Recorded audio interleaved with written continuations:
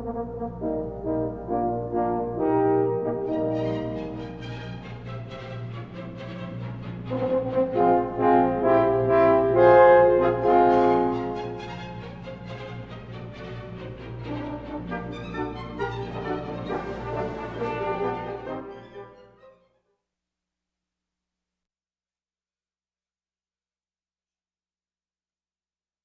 you ready? Okay. I'm Lieutenant Colonel Dick Merritt, United States Marine Corps, retired.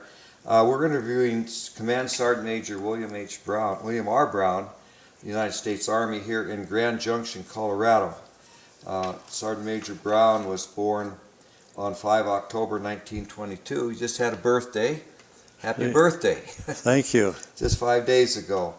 And the people that are doing the interviewing is myself from GrassRoots Television in Aspen, and Corby Anderson, Executive Director of GrassRoots Television in Aspen, Colorado.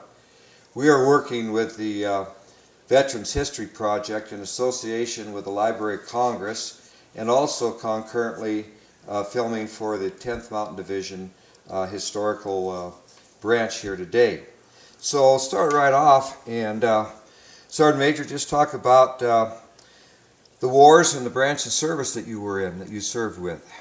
I was in the 10th Mountain Division. I was First Sergeant in Company L of the 86th Regiment. And in Korea, I had the INR platoon for the 7th Division and worked between the 31st Infantry and the 32nd Infantry. So what was your rank when you retired? Command Sergeant Major. Right at the top of the... That's the top enlisted list there. Right. Right.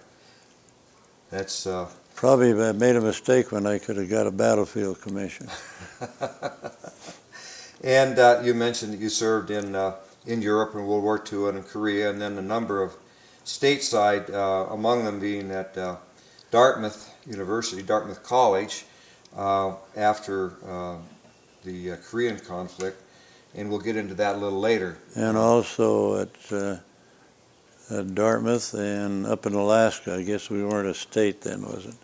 Territory of Alaska. Yeah, right. I was in Alaska. Traveled around right. quite a bit. So in the military, it isn't all battles. There's a lot of training of civilians and PR work, and that background led you to being the general manager of Vail, which we'll get into. Right, thank you. And I'm in the ski business myself, and there's great respect for you over the years in the ski industry for the work you did in developing Vail.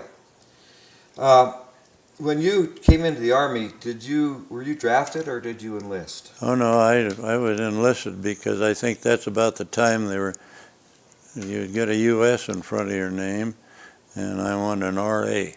Mm-hmm. So my serial number, which I don't know my Social Security number, but I know my Army, RA 191696686. Mine was 073676 in the Marine Corps. They're now in Social Security. I don't like it, and I don't think you would like it either, no, Sarge. So. Yeah. And what was that time frame when you enlisted? Was that before World War II or after the Pearl Harbor? No, it was right at Pearl Harbor, about the time it all happened. That's the reason I knew that I better get in the Army or be drafted, and then I got that U.S. in front of my serial number. Regular Army. Yeah, right. Where were you living when you enlisted? I was going to school at the University of Idaho at Moscow, but then I was living in McCall, Idaho. Mm-hmm. Mm-hmm. And so that's where I enlisted down at Boise. That's where the enlistment was. Can you tell me a little bit about your boyhood, what your father did and where you lived in Idaho? My father was a forest ranger in McCall, Idaho, and that's where I learned to ski. And now there's kids ride the school bus. When I went to school, I skied 2 miles to school and 2 miles home. And so then I was skiing all the time, and so I was a pretty good cross-country runner. And at the age 16 at Horseshoe Bend, Idaho, I won the state cross-country championship at 16. But then I was basically a four-way skier. Four-way skier. Right. What was your father's background? I'm thinking he must have been somewhat of a disciplinarian to bring you up so that you could spend the years that you spent in the Army. Oh yes, my dad was an old German, and the discipline was unbelievable. Any time that you got yourself in trouble, best not to get in trouble, because out to the woodshed, he would say, and pick the stick you want to be beat on. And you only have to do that a couple times. So Army boot camp was no problem? No, that was no problem at all. Well, what were your first days like in the service when you went to boot camp? Where was that? At Fort Lewis, Washington. And so I went down there, and that's when it was real regular Army. And so whenever you never got out of line down there, and so they if you did, you were in trouble. Do you remember the names of any of your instructors? No, and I don't. No, and I probably don't want to. That's the old days in the Army.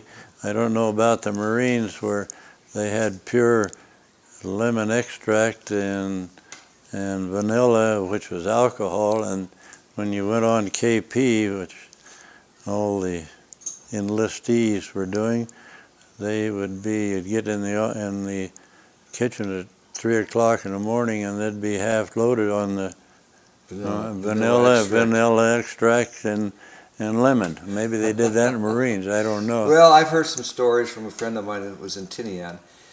Today's military is different from when you and I were in that a lot of the KP duty is outsourced now. Oh, that's all. The troops don't do that anymore. No, it's all contracted. Contracted out. That's yeah. right. Yeah, contracted out.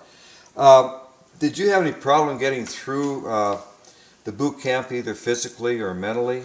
No, I didn't. But which I'll back up on also is that when I enlisted, they had a paratroop outfit.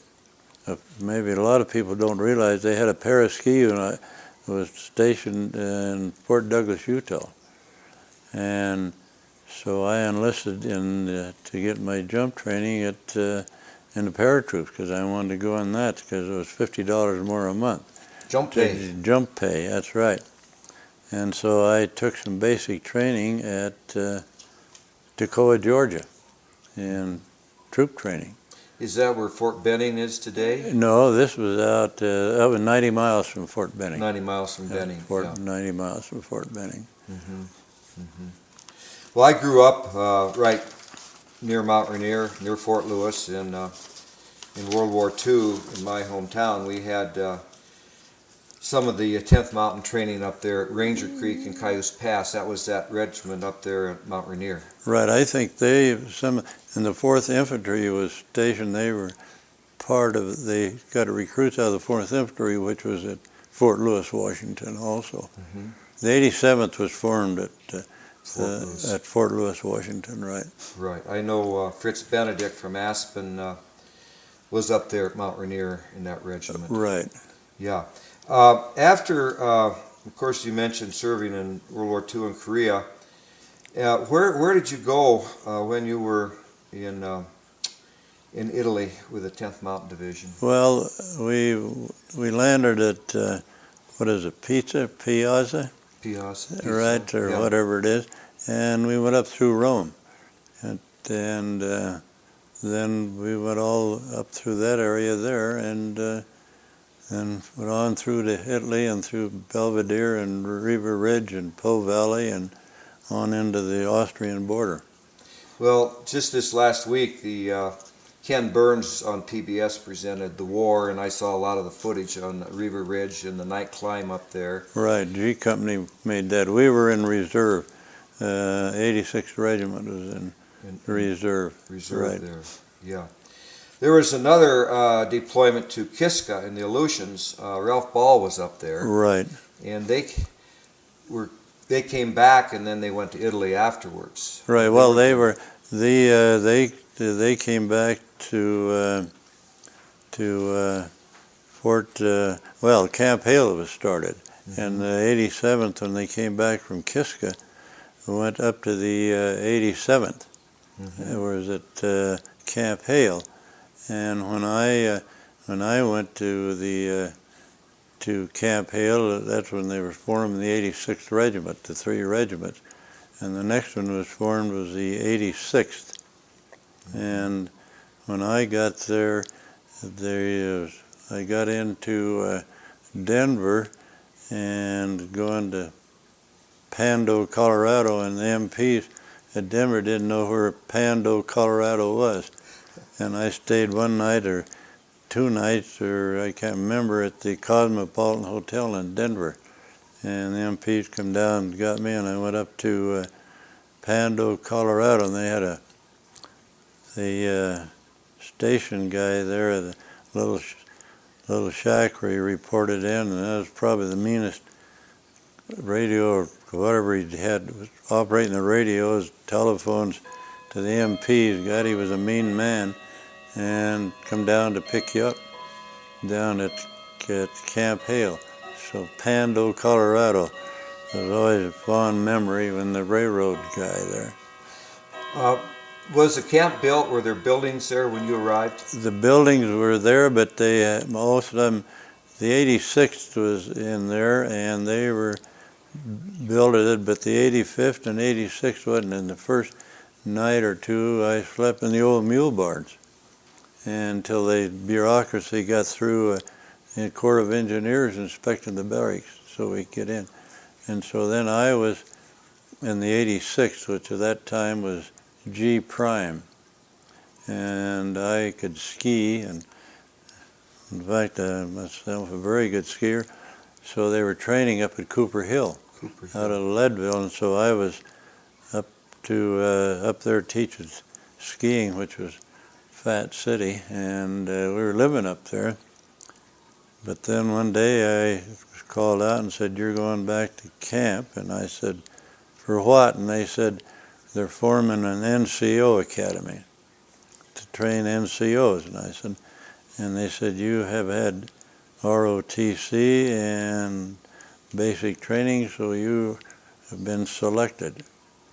Captain Adams was the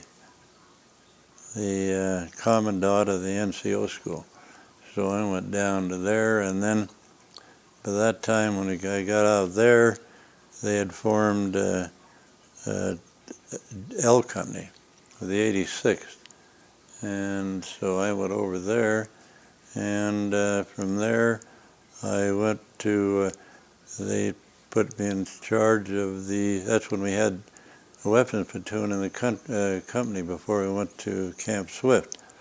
And so I was, like everybody else, a PFC, and so I was in charge of the weapons platoon.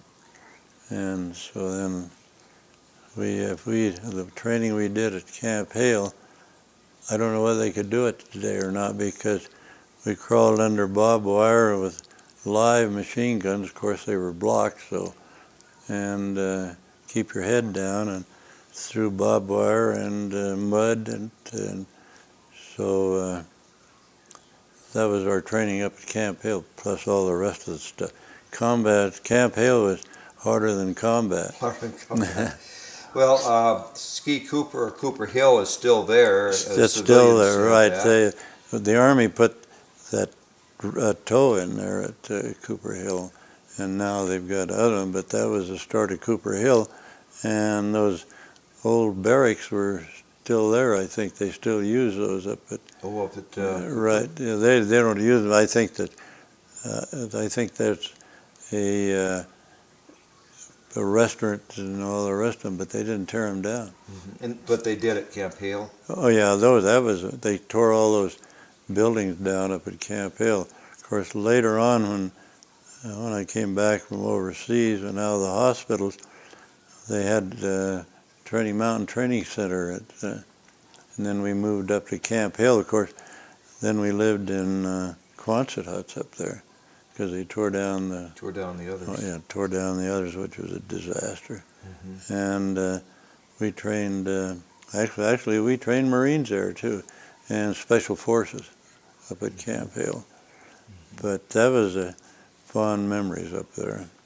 Well, during that time, that's when you ran into Peter Green and Oh yeah, that was some Aspen people, oh yeah, those were the draftees. the draftees. They were the draftees that there was a spin-off, and that's when we had Mountain Training Center.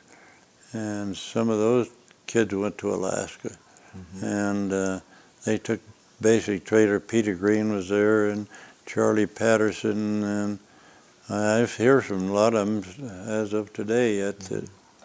They still talk about you over in Aspen. Peter mentioned it's about the reveille in the morning. Oh yeah. They didn't like to get out of bed.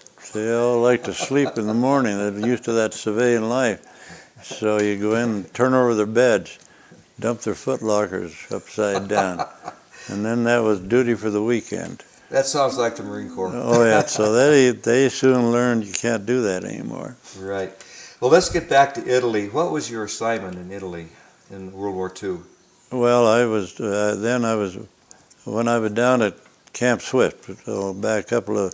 At Camp Swift, I was a weapons platoon sergeant, and then when they down at Swift, when the 10th Mountain moved out of Camp Hill, they went to Swift, and they formed the weapons company, M Company, and it was I, K, L, and M, and so our first sergeant, Dick Cochran, went from L Company when they formed M Company, the heavy weapons company, and so then I was promoted to first sergeant at Camp Swift.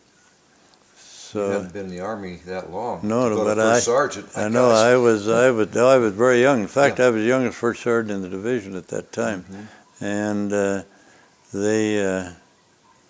but I was tough, and that's when we had 9 mules in each company that carried our kitchen and ammo, and that's where each third platoon had when they took the weapons away from us, had machine guns, and so the third platoon had those, and that carried the ammo and all the kitchens. The mules did. How much logistical support or any problems with the mules? One thing, the only good thing about the mules was when they'd have problems and lose part of your kitchen, you had to requisition more, not lots of new stuff. But the mules were more trouble than the men, because they had one man take care of the mules, and they went on sick call, just like the GI, and you kept morning reports on the mules. They were more trouble than the Army, than all the troops. When you were in combat, were there many casualties in your unit? Yeah, there was quite a number. How many, I don't know exactly, but yes, there was quite a few, because we were up there with we were L Company, and sometimes we were in the reserve, and sometimes we were Point Company. What was your most memorable experience during that Italian campaign? Well, probably, when we out of River Ridge, of course, going through the country over there, you're sort of amazed at the country. But I think probably after River Ridge, it was better fighting all the way along then, and that was probably the memorable. And also when we went through the Po Valley. Through the Po Valley. Yeah, right. And that was pretty memorable part of the whole campaign. What did you receive any medals or citations? Oh yeah, they wouldn't buy you a cup of coffee. Well, I know, but it's important though. Well, if you could just mention those. All right, I got, I have 5 Purple Hearts and a couple of Silver Stars and 3 Bronze Stars and the combat medals, the Mediterranean and the Korean combat campaigns. I have them all in there, as I said. And the Combat Infantry Badge with a star on it, Korea and World War II. but they, as I say, most of the people today don't know what they mean anyway. You do. Oh, and, I do. You do, and a lot of people do that interview, they know what they are. 5 Purple Hearts in Vietnam. When you got wounded 3 times, you were evacuated back to the States. Yeah, and I was back, and also when I was in Austria, when I got hurt in Austria, I was in an Austrian hospital for a while, and that was a great hospital because every morning they came through and gave you a shot of schnapps. That was a great hospital. That was at Saalfelden, but when I was hitting in Korea the last time, I was in Japan at the hospital. That was a great hospital. Well, we had Yokosuka, the Marine Corps did. What was your hospital? God, I don't remember even. No, they had a couple of them. That's where everybody went initially, is to Japan if they could be transported. Yeah, that was a great hospital. Mm-hmm. Well, that was terrific there. Of course, I think the Japanese tried to be extra nice to us in Japan, but that was great. Let's go to when World War II ended and the Germans surrendered, and what happened after Germany surrendered and your deployment from that point? Well, when the 10th Mounted Division was supposed to go to Japan. That's what Ralph Ball told me. Yeah, and they were supposed to go to Japan, but that's the time that they dropped the big bomb. Mm-hmm. And so we came back to the States, but I was in the hospital at that time. And so then I was down at Fitzsimmons, and when I got out of Fitzsimmons, I went back to Fort Carson. Mm-hmm. And when I come out of Korea, I was at Madigan General. Oh, up in Tacoma, Washington. Right. Yeah, I know that hospital. Right, that's where it rains all the time. Right. Like Fort Lewis. That's why we live down here in Colorado. God, I tell you, I used to go down there when you Fort Lewis. You get down there and stand out there, and it'd be nice, and all of a sudden a downpour. Mm-hmm. Mm-hmm. Boy, it'll glad to get out of Fort Lewis. Well, most of the interviews that we've done with the 10th Mountain Division, everyone except you were not career, and you were career. So from 1945 to 50, you were in the States training. Mm-hmm. And then in June of 1950, the North Koreans invaded South Korea, and the Marines and the Army were deployed to Korea. Right. And where were you deployed from? I was from Fort Carson. Fort Carson. Right. That's when they got on an airplane and out to Stapleton and went to Japan. Mm-hmm. And what did you do in Japan before? Nothing. I was shipped right up to Hokkaido. Hokkaido. Yeah, that's where we trained up there, mm-hmm. and ran up that mountain. What the Mount Fuji, was it? No, Fuji's on the main island. I've climbed Fuji, and I've skied in what? There was Hokkaido. some mountain we. Hakone. Anyway, they had the Olympics there in 1972. I was there. You were just the year before. Oh yeah. And anyway, we trained there, and so then we were. As I say, that's when they got us up at midnight. See if we were ready, and then they got us up at 2 o'clock in the morning or whatever time, and then we were finally deployed from there. You deployed directly into Incheon and joined up with the Marines? Right. So they shipped us out of there and went right on into the Marines, and that's when we loaded on those crafts. God, that was something. I spent my career in those crafts, in and out. Boy, I was, being dry land. Of course, when we went overseas in World War II, we were on the big ships, but boy, loading on those things, and they were like this. You went in with the 5th Marines, which was my old regiment in Vietnam, And went in and captured Seoul. So, Marines were on the right, and you were up on the hill on the left Right. there, the 32nd. After that was secured, where did you deploy to in Korea? well, we went, I can't remember some of the hills up there. We went through there, and I remember ended up up at frozen Chosin. To get to frozen Chosin, did you get on a ship and go back to Hungnam and go up to the Right, Chosin? right, Yeah, that's exactly the Marines and you went together. Up there. right. That's right. Mm-hmm. Right. Yeah, and what kind of equipment did you have up there in the frozen Chosin? Lousy equipment. Same outfits we had. Of course, they gave us bunny boots to white for that, but our uniform, we had parkas with fur on them, but we had nothing. You know, we had brutal clothing. The cold was. Well, I know our forces went up to Pyongyang, and MacArthur said the boys will be home by Christmas. By Christmas, and we're going to send a division to Europe. But Sure. that didn't happen, did it? No, it certainly didn't. That's when I made my way out of there finally. Finally they said, you know, everybody for himself. And so I made my way out there and got on the USS Missouri. Mm-hmm. We talked about the Missouri. That was the battleship that Japan surrendered to MacArthur. Right. And when I was in Vietnam, they were firing naval gunfire 16 inches for us, the New Jersey actually. But the battleships were still around in the 60s, but now they're mothballed. Oh yeah, they mothballed the USS Missouri. Right.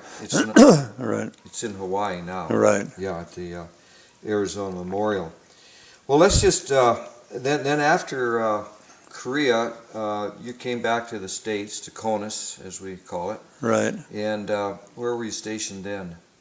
Well, when I came back, and then I was up at Madigan General, and then Recovering? and then I got out of there and went to Fort Carson, and that was interesting.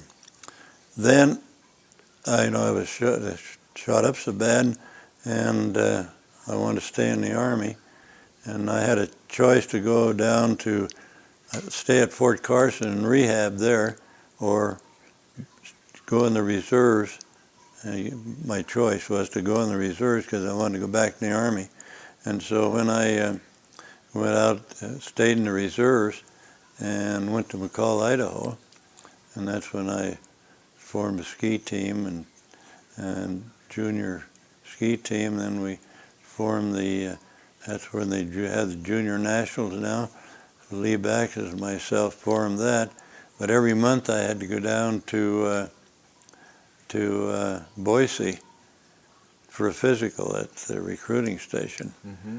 And so I went down there every month, and then I formed that ski team, and Lee Backus from Boise and I was the one that started the junior nationals. And so then right time before Korea, then they said, okay, you're ready to go back to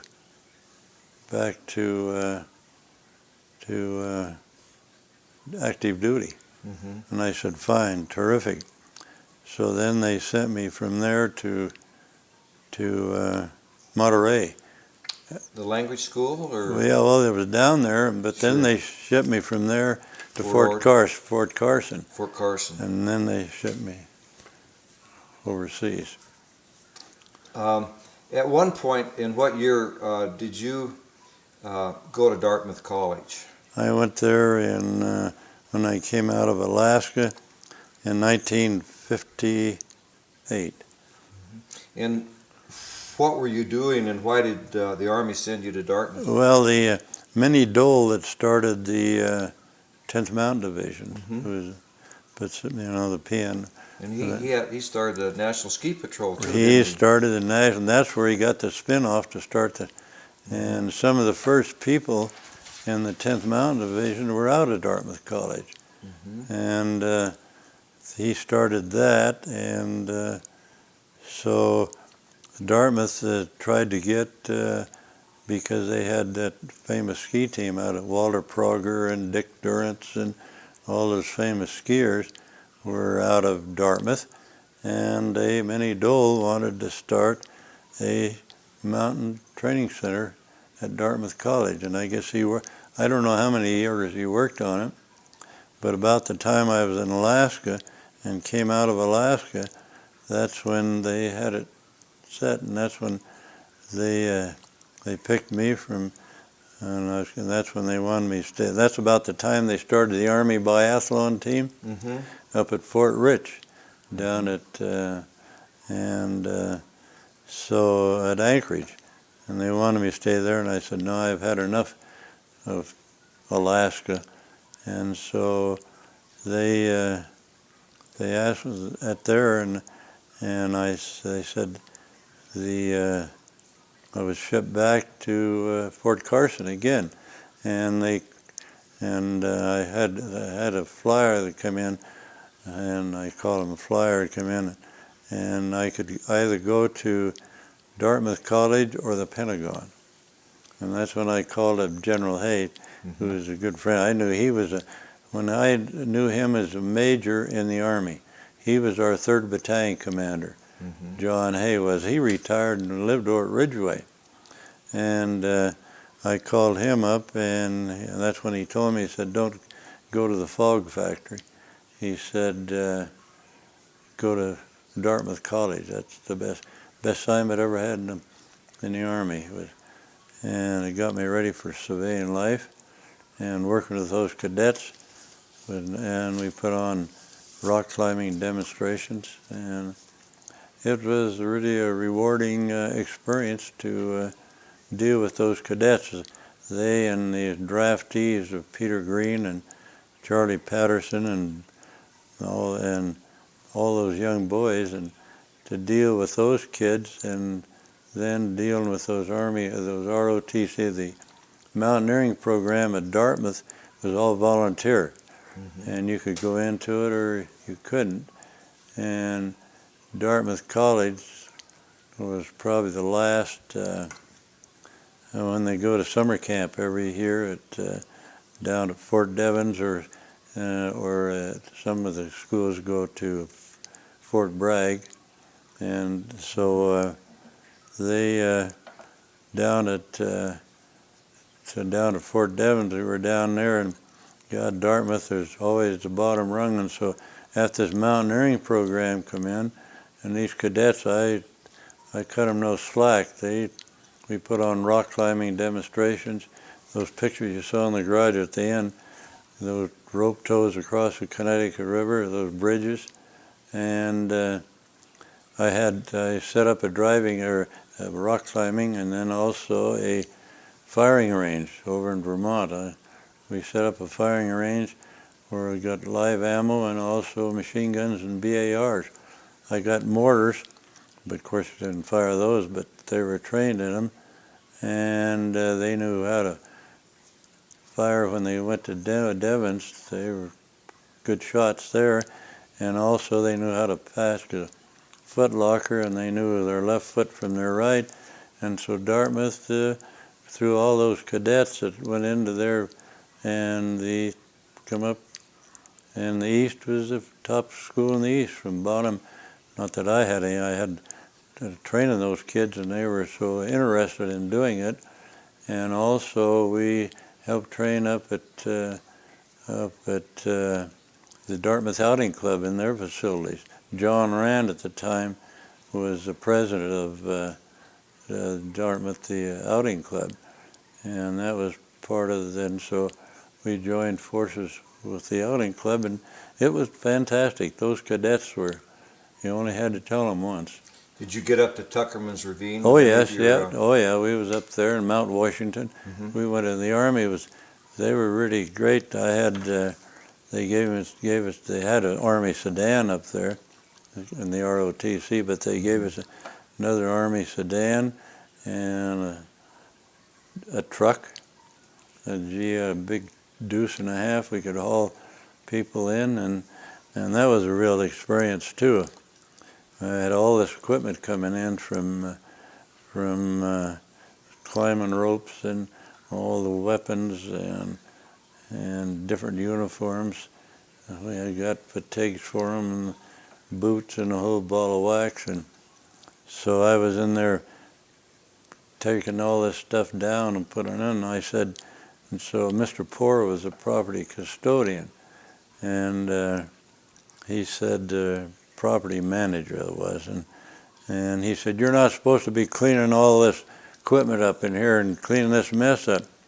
I said, well, who's going to do it? And he said, well, we got custodians. I said, send those damn janitors in here. He said, I'll have you know, Sergeant, they're not janitors, they're custodians. And I said, good, well, that's great. And the first time, and I always tried to vote every place I could. And so I went down, I got in my uniform and all my decorations on. I went down to the place to register to vote, and here was these New Hampshireites sitting around. God, have you ever been back there to see it? I've been to Vermont, into Middlebury College, University of Vermont. The world can drop right around their ears and nothing bothers. It can get cold. And so anyway, they said, and I walked in there and I said, where do I register to vote, sir? He said to me, he said, American citizen? I said, yes, I'm American citizen. And he's American citizen? And I said, yes. And he said, and I said, yes. So I said, well, where do I register? And he said, over that table. So I went over there. But that was a real experience, from the property custodian, janitor, to the property custodian, to an American citizen in New Hampshire. There was real indoctrination. Preparing you for the ski industry when you got out. Right. You retired in December '65, so your wars were World War II and Korea. Mine was Vietnam, and looks like you were pretty close to maybe possibly going to Vietnam. I was. I volunteered. They wouldn't let me. So. They wouldn't let you go, no. But you were ready, willing, and able. Oh, I wanted to. That's where the action was. Yeah, yeah. So. Yeah. Well, let's kind of drop back and we're going to talk about both World War II in Italy and Korea, and these are just general questions. How did you stay in touch with your family? Didn't have any. Only my father and mother. Mm-hmm. That's all. Did you write any letters to anyone? Oh, really no. Mm-hmm. You know, I'd get letters once in a while, but no, I didn't. I know the censors were pretty busy there with their black pens. Oh yeah, so I didn't. You were too busy. I wouldn't. Taking care of your troops. I didn't worry about that. That was at least. Well, you know, in the military, had more to worry about than writing letters. You take care of your troops, and the troops will take care of you. Yeah, that's right. You know. Yeah. And if you're a good leader, then show the example. You set the example. Yeah. And what kind of food did you have in World War II, as far as? Oh, it was great stuff. I mean, K rations, fantastic. C rations, frozen C rations. That was terrific. And that's in combat. Frozen Charlies in Korea. Oh God, the best ones was beans and wieners. That was my favorite. I trade them for beans and franks and peaches, and then the cookies with the cream in the middle. And the K rations were really terrific. Yeah, I had some Ks. Nearly broke a tooth. They were old ones. We had. Was there anything that you did for good luck before you went in any of your force? No, I guess probably I was sort of an atheist. You know, before I went into combat, I'm sure they did in the Marines. A chaplain would come up and talk to you. Mm-hmm. I never went to him. I always stood back because you had to set the example. I always stood in the back, but I think that that was a good thing. And that's where discipline comes in, because you knew that some of the troops you had been training with were going to die out there, and if the guy on your right or the guy on your left, the discipline come in to be your buddy there. And so that was sometimes hard to beat, and some of those kids didn't last very long. Mm-hmm. And that was always very sad, but I think that's where all the discipline comes in. Mm-hmm. just looking around the streets here in Grand Junction, what would be your observation about some of the young men out there and how you think they would fare in your military? Well, let me tell you something. Maybe I watched some of this, The War. You see that? I saw the whole series. Yeah, I saw a lot of it. You know, the people that should see that was these 17-year-old kids, these 14, 15, 16-year-old kids that's got their pants hanging clear down and around their rear end with a cell phone on them. They're the ones that should be watching this, that documentary. And they and all these protesters, they're out there. I think everybody forgot the reason they can protest, and these kids are running around and making all kinds of noise. Did they ever happen to think a lot of us sacrificed a lot so they could do that? They could do it. Yeah. And I don't think that they realized the people that should be watching that film never watched it. Well, it's the best one I've seen. I thought I'd seen all the combat footage, but everything was new. Yeah, oh, there were a lot. Yeah, that's right. It really was. Well, how did you entertain yourselves? Cards or? No, I'm not. Well, yes, I was a pretty good poker player, but when I went overseas, I had a guy that was from Pueblo, was a expert dealer. That's where he made his living, is gambling down in Las Vegas, and he would never roll the dice on the deck. They always had to be on a blanket. He could roll the dice, whatever he wanted to do, on a blanket, but not on the deck. He couldn't. But I played cards. Yes, I played poker. But when my last year at Fort Devens, all the first sergeant, I was the sergeant of the command sergeant at last year at Devens of the camp, of the ROTC. And they all, at the end of the year, they all played cards down at headquarters. And so I went down and we played till about 1 or 2 o'clock in the morning. I had all their money. So I threw my cards in the middle of the table, and I said, that's the last deck of cards I'll ever pick up. And they said, Sarge, let's stay here and maybe we can get back our money. I rolled it up and put it in my pocket, and I haven't picked up a deck of cards. You haven't since. I haven't picked up a deck of cards. Were there any USO shows in Italy? Not that I know of. I didn't see any. No. How about in Korea? I didn't see any there. I didn't see any there. No, I know there wasn't any there. Yeah. And did you ever get, well, let's call it R&R in Italy at the lake, or say in Korea? Did you go, say, up to Taiwan on R&R? No, in Korea, no, but in Italy, yes, we went back. They had an R&R. But I went back, but I didn't stay there. No, I didn't. I went back once and never went again. Well, in your Army career, can you remember any pranks that any of the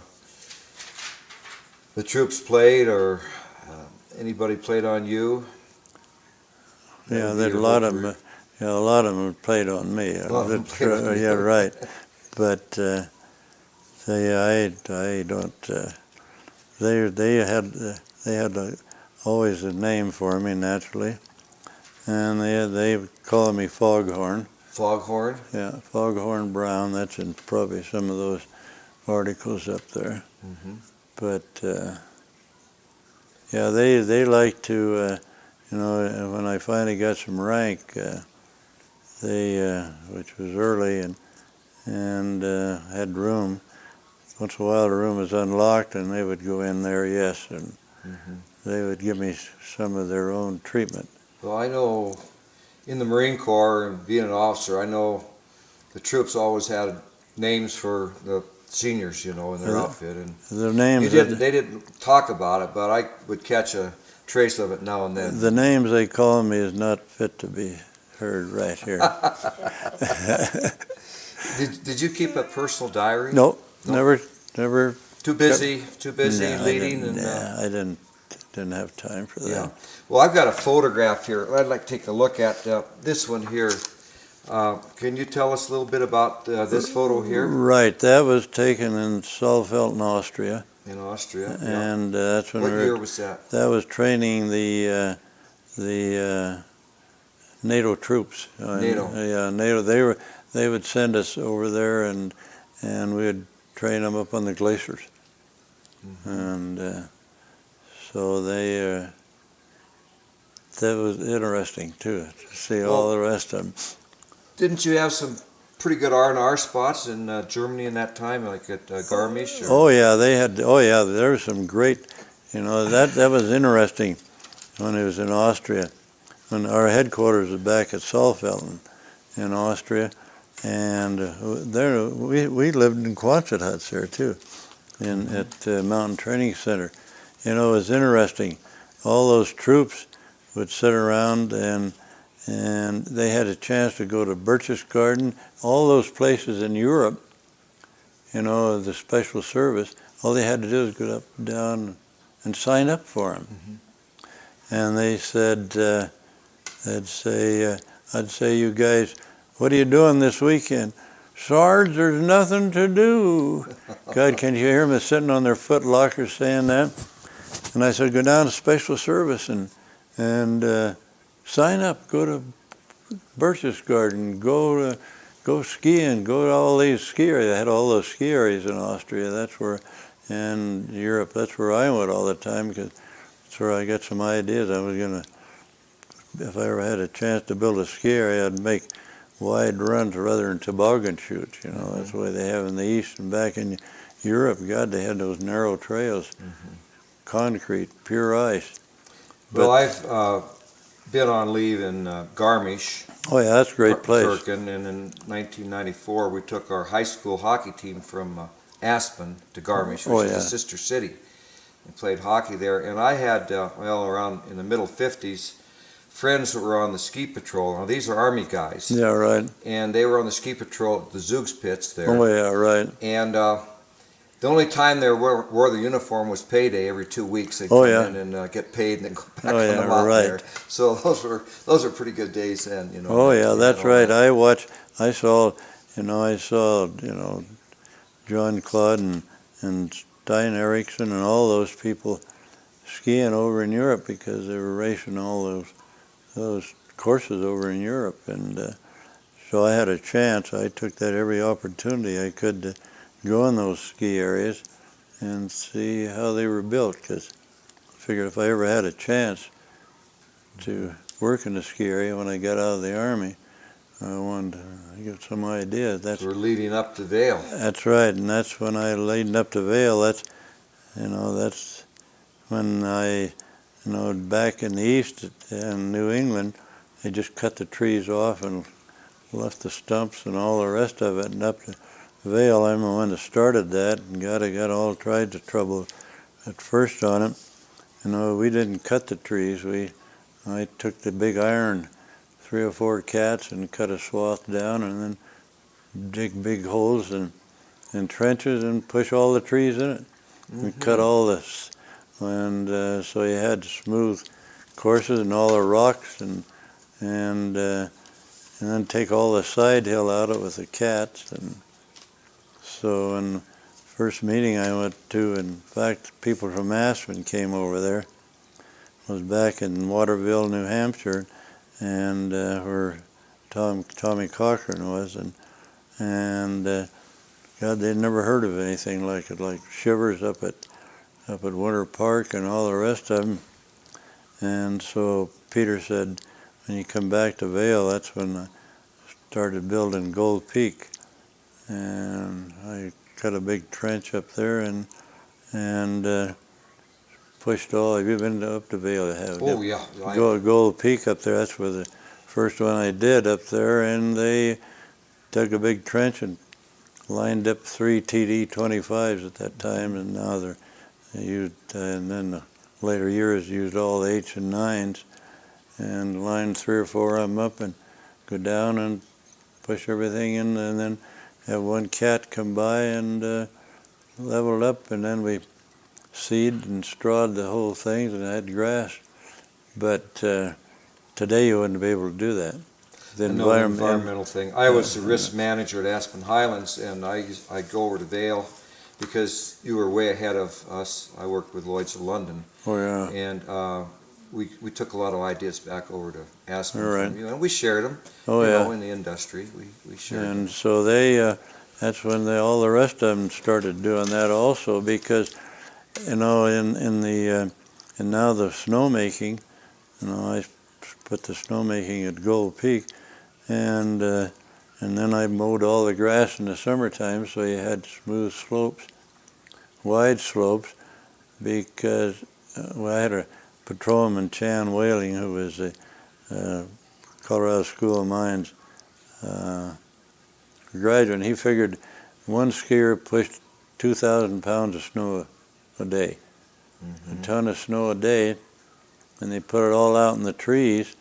So I made those big wide slopes smooth, and so that people could spread out the skiers and not wear out the slopes. Well, this is the direction the skiing's going today in with the graying of the population of skiers. They're older. There's more groomed runs now than for their skills. Oh, right. You know, when I went to Vail, the lift ticket was $7.50. Now it's $85, $86. But the people demand that.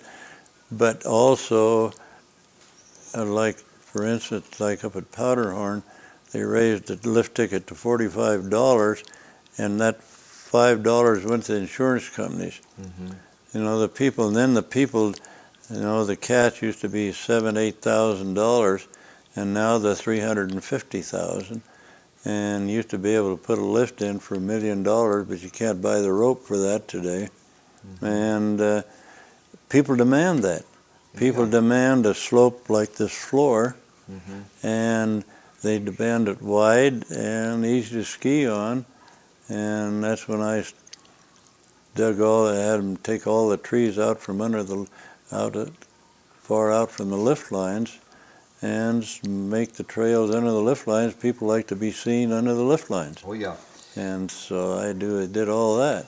Exhibition run, and Stein Erickson went over to Deer Valley in Utah, and they started that perfect grooming. Yeah, well, I was over. They sent. I went over there with Peter at Deer Valley, and I talked to him over there, and they came over and watched what we were doing over there. But that was a long, hard sell. But I had some pull too, because Mr. Peterson, who was the head of the Forest Service in Washington, D.C., was a personal friend of mine. So when they gave me a bad time, I'd call him up. Well, there's more that we want to talk about at Vail and the ski business, and I just wanted to make the transition from military to civilian life. You retired in December of 1965, and where were you when you retired from the Army? What station? Up at Dartmouth. At Dartmouth. Yeah, right. And did you do any use the GI Bill at all? No. No, you had it, No. but you didn't. You were busy training and I didn't need skiing. Have you maintained any friendships with any of the service guys? Obviously, you have. Oh yeah, right. A tight bond in the tent. Oh yeah, right. Definitely, and those kids over at Aspen, and even in Connecticut and back east, I hear from them all the time. How about the Korean War veterans? No. That was kind of calling up the reserves. And, right. No, that was a different war. Deal. That's just like the Vietnam. That's a entirely different program. Absolutely. No. Yeah.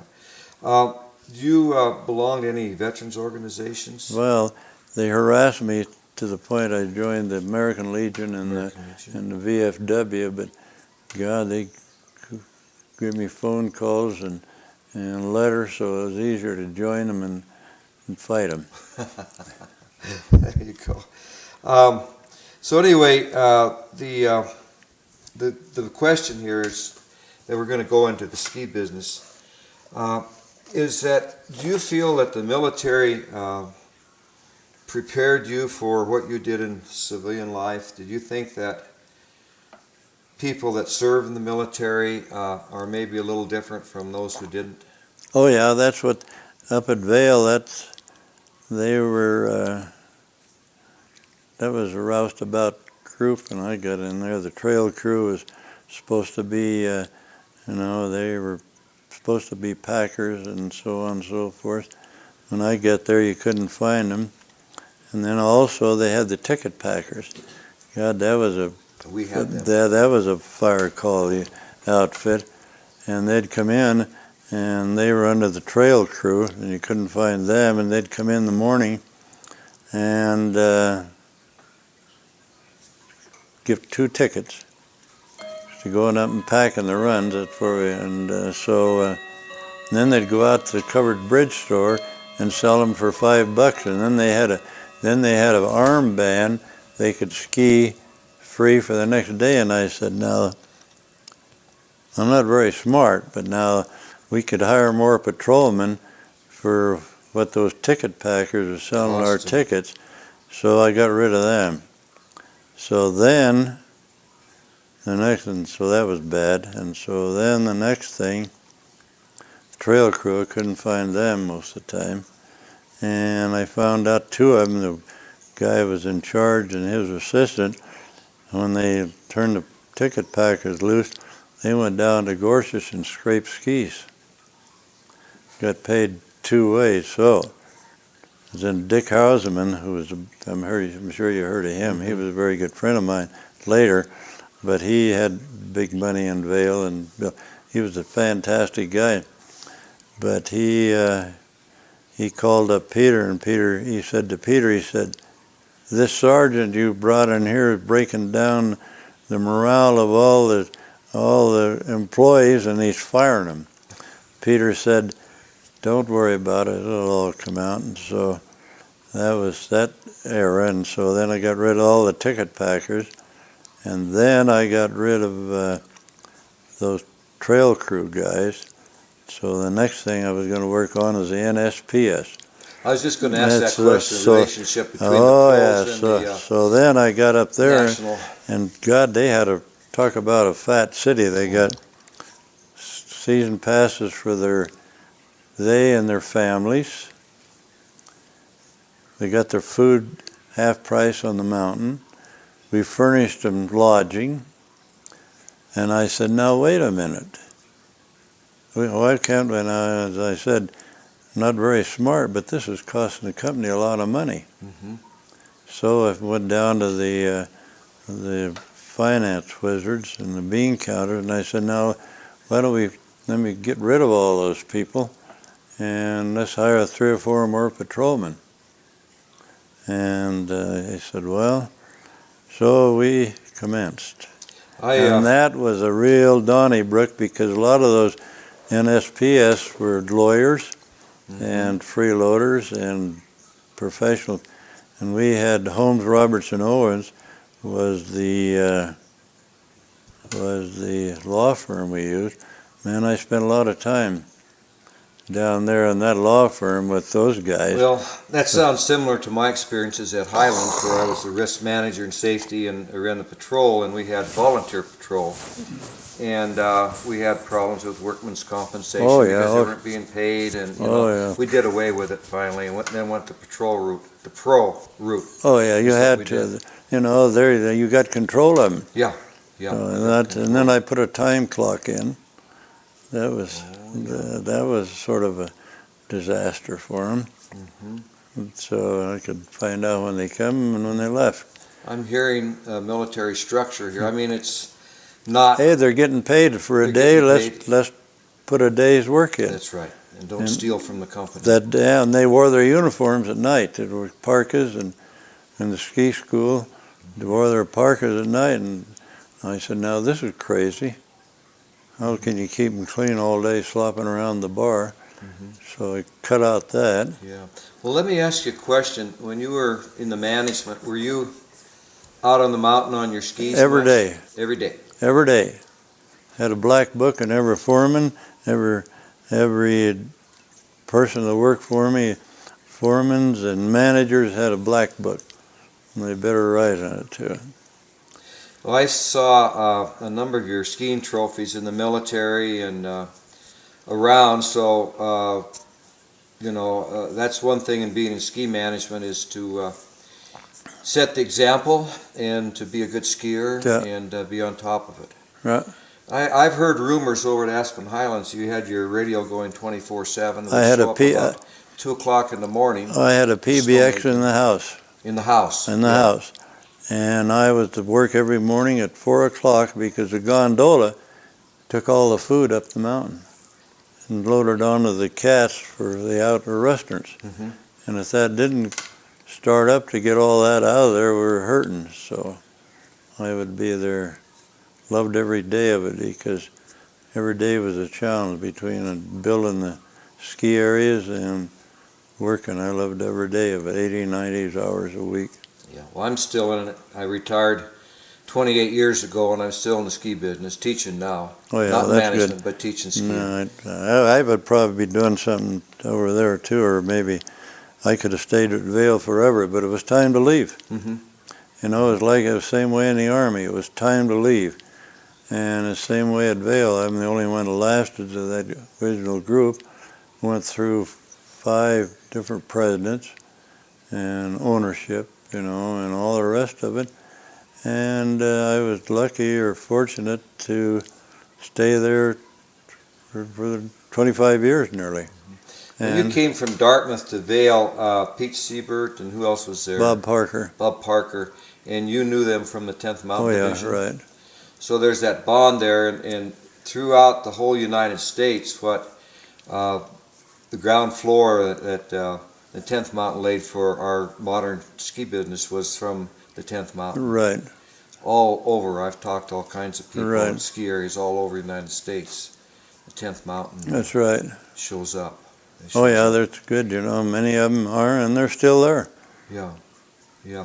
Well, let me just go to, here's a magazine article here that I picked up in your garage, which you have a living museum here. Yeah, that's right. And you tell me that the museum is kind of being farmed out to Vail? Vail, right. And where else would it be? The National Ski Hall of Fame wants some of it, but Vail has the first go-around of it.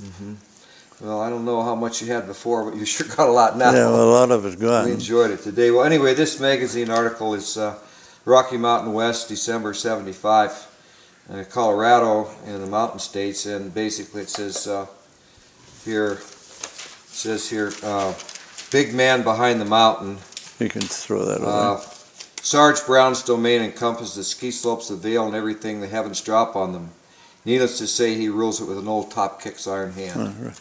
So there's a photograph of you right there.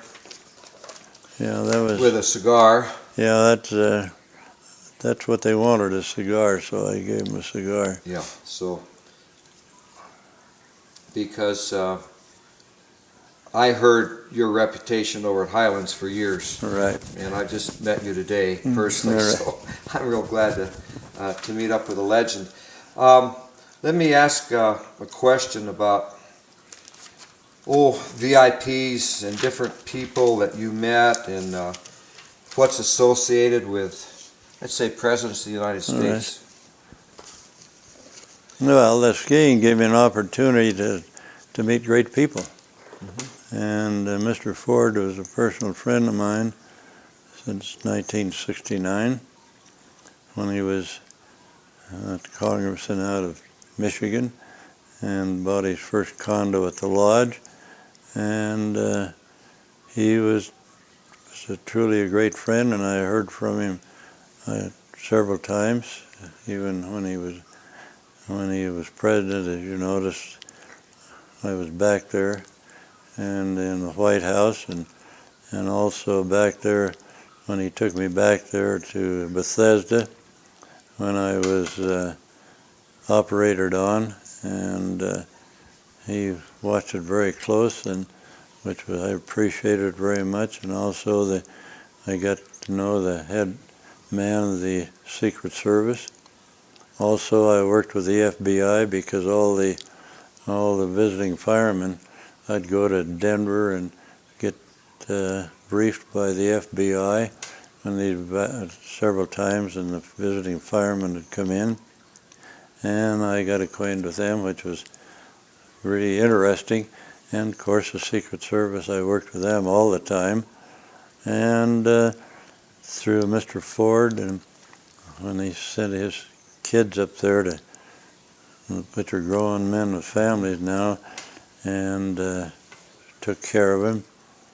And as you see, some of the other president's kids were sent up to Vail, and through, I guess, word of mouth from Mr. Ford, I guess that's the only reason, and they would call me up.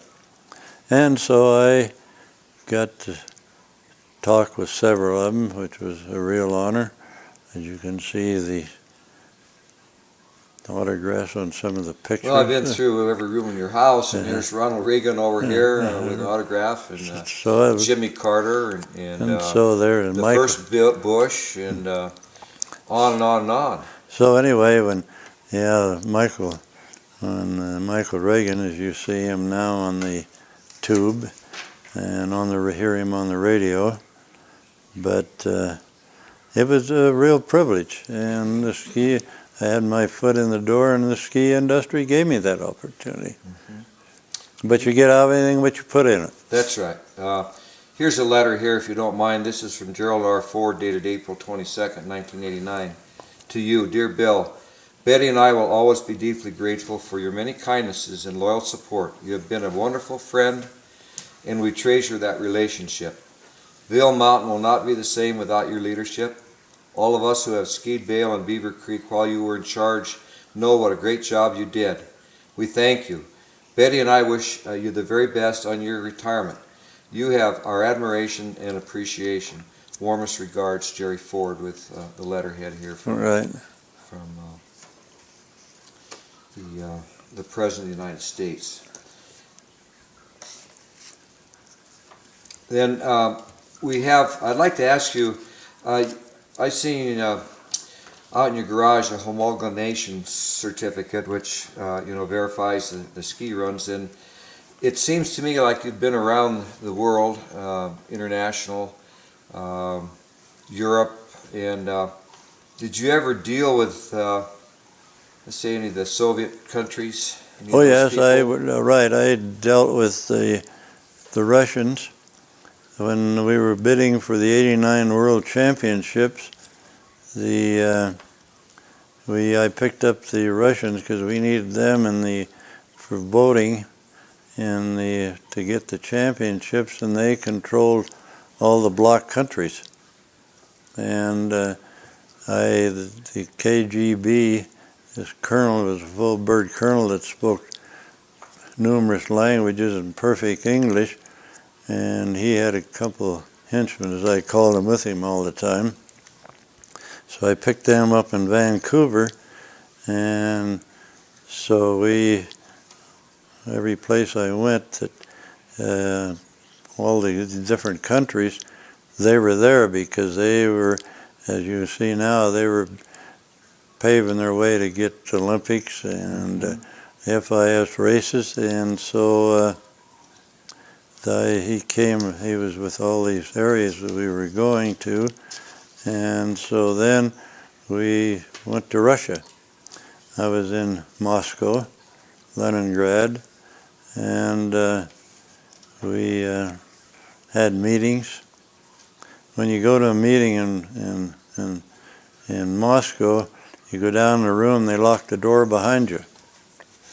And so then because they controlled those boats and we needed them, but it was interesting. Out on looking out the window, we were met out at the sports arena in Moscow, and I looked out there and I saw these jumpers in the summertime. jumping. In the summertime. Summertime, and they had this in-run, you know, like they do in the over at Steamboat and some of these places where, and even they had an in-run up at Dartmouth, and they had water and looked like AstroTurf on there, and they had water on the in-run and on the landing, and I wanted to go out and look at it to see what it was, and that was nix. No, you can't do that. But when we got into Moscow, went down to, we went into the International Hotel and turned in our passports, and they counted all of our money. Had to turn in our traveler's checks and counted all of our money, and when we go out to have dinner, they were right with us. You went no place. When you left the hotel, they were with us. And they liked 4 rows of whiskey and Marlboro cigarettes in the box. So I went down to American Embassy and got a case of whiskey and a case of Marlboros and hand them out to them. But there was an interesting thing, as I said previously, the medals and the rubles they gave me, but no printed material that would go out, nothing. The interviews I did on the television and newspapers, nothing. Well, you did get a couple of medals. Oh yeah, the medals and the rubles, the stuff they gave me, and the belt buckle from this KGB colonel they gave me. You could take that out, but no newspaper, no print. That was nix. They were an interesting group. I don't know, it was really dismal over there, but I don't know how it is now. Maybe it's better, I don't know. Well, after you retired, I just want to read this article. It says, Sarge Brown is named to the U.S. National Ski Hall of Fame, and that's in Ishpeming, Michigan. Yeah. Right.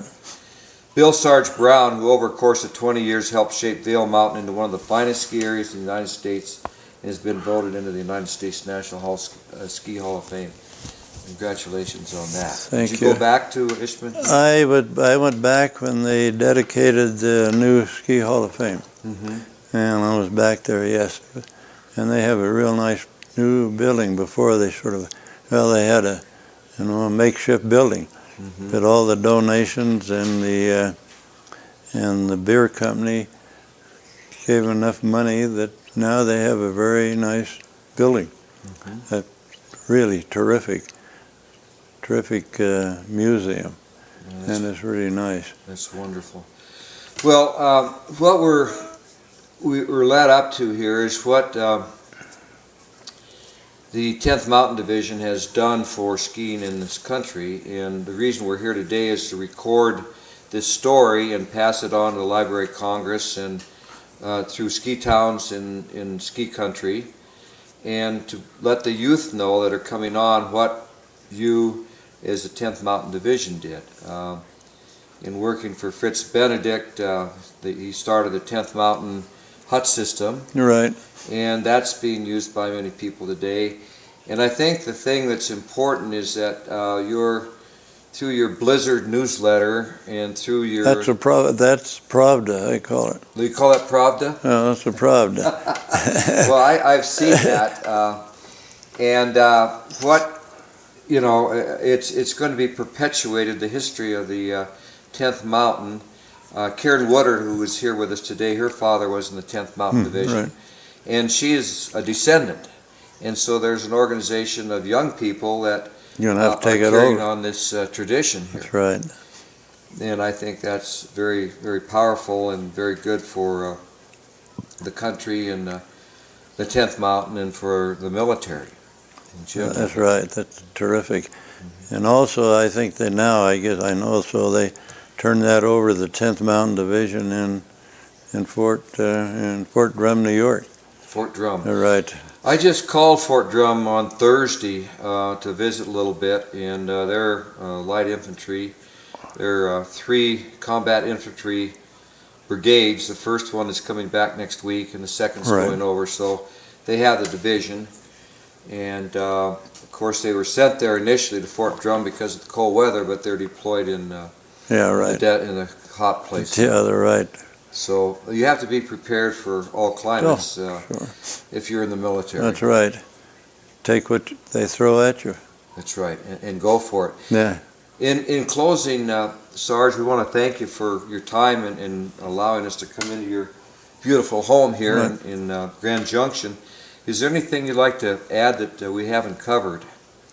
We've skipped around a lot of places. in the Well, world. that's no, not the only thing I can add is that I hope that, you know, that the young 10th Mountain Division carries on as we have today, and the descendants have got all of our money down there, and they won't spend any of it. So I hope that they carry on and spend some of that money. And but it's been a pleasure, and I hope that, you know, we can pass this on to the people that, you know, the freedom they have today is because of the soldiers and Marines and Air Force, and that gave them that freedom. This will get on, and we air the interviews on GrassRoots Television in Aspen continuously on Veterans Day and Memorial Day. And one thing I'd like to add is that you mentioned the money, and so we're always raising funds for these projects here, this Library of Congress. Get some from those descendants. Get some from the descendants. They got a lot of it. And so in order to raise money, we're having a fundraiser in Aspen, and Abby's coming with her film, The Last Ridge. Right. And we are going into the schools in Aspen to spread the story. Abby's going to go. She's doing this around the United States to carry this story to the young people so that these traditions in our country will remain strong in the future. I hope so. As I said, those kids that should have seen that documentary on the war should have been watching that, rather than down at the malls and the rest of it on their pants hanging down and their cell phones on their belt. Well, our interview today, we hope will help turn that around. Yeah, right. Major. Thank you very much. Thank you. Good afternoon. Thank you. Right. Good afternoon. How long?